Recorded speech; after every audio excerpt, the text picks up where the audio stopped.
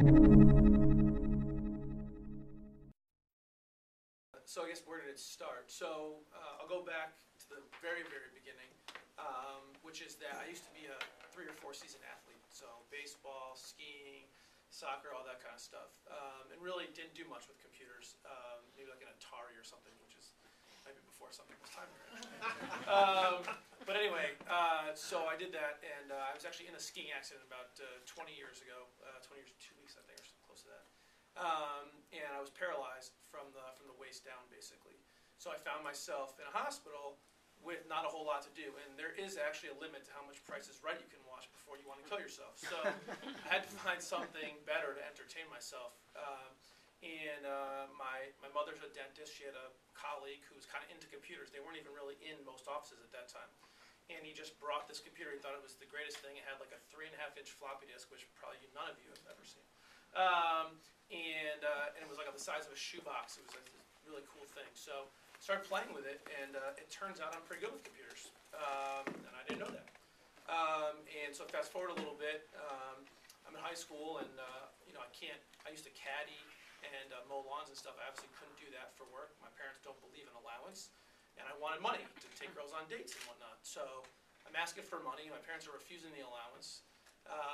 And I don't know what to do, so I'm real upset. My mom takes me aside, and she's like, I bet you could show people how to use a computer for some money. And I was like, they pay people for that? And she said, yeah, look into it. So I looked into it, and I found out they pay people pretty good for that. So my first real entrepreneurial venture, my grandfather had a friend that wanted to write some memoirs. He had bought a new computer, but couldn't understand how to write anything. So I was like, all right, I'll go over there and teach him. So I had offered $25 an hour. And I went over to see him, which was actually a good hourly rate back then. So I went over, was there with him for an hour, and on the way out he gave me $50. And I couldn't even drive, so I got picked up by my dad. I remember getting in the car, and I was like, Dad, I got a raise my first day. And I was hooked on running my own business from that moment on. I learned very quickly I'm a doer, not a trainer. So I didn't train for very long. But by the time I was leaving high school, I'd already started a business where we were working with some home users and some small businesses to kind of help them in their computer needs. I sold that business and decided to go to college. My dad's a lawyer, so I thought I should be a lawyer. I got 3 years through Tufts University and realized I have no interest in being a lawyer. So I dropped out of school, and I went back to working in technology, which was easy to do in the mid to late 90s. And so I did that, was working for another guy for a little while, running his IT department, and we had a lot of problems finding people that could service us from the outside. We were about a 50-person company. There was a lot of small 1- or 2-man shows out there that were great with small companies, kind of like what I've been doing in high school. And there was like the IBM Global Services and the Computer Sciences Corporations and those guys that were ready to help the United Technologies of the world. But in that mid-sized market, there was just no one that was delivering the kind of quality that we needed. And so I decided I could do it. So I started kind of building out clients. I just kind of got the word out, as I'm sure a lot of people do. I used friends and family to kind of get the word out what I was looking to do. And sort of I had that trust, right? They knew my parents or they knew me, so I could get some trust and to give me a shot. And then once they gave me a shot, it was up to me to prove myself.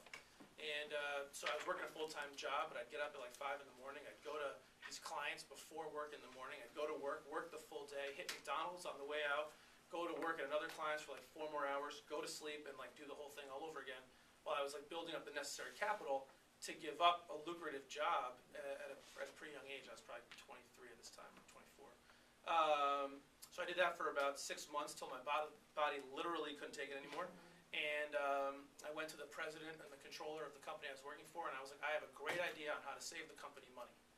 And they were like, what's that? I said, let's outsource the IT director position. And they said, isn't that your position? I said, it is, but we're going to outsource it to me.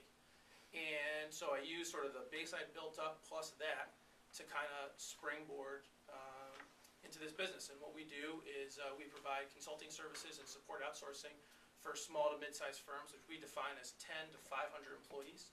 And we take care of as much of their IT needs as they'll let us. And we're really focused on infrastructure, so we don't do websites, we don't do Twitter and Facebook. I barely understand them either. Twitter even less than anything, but that's probably a separate subject.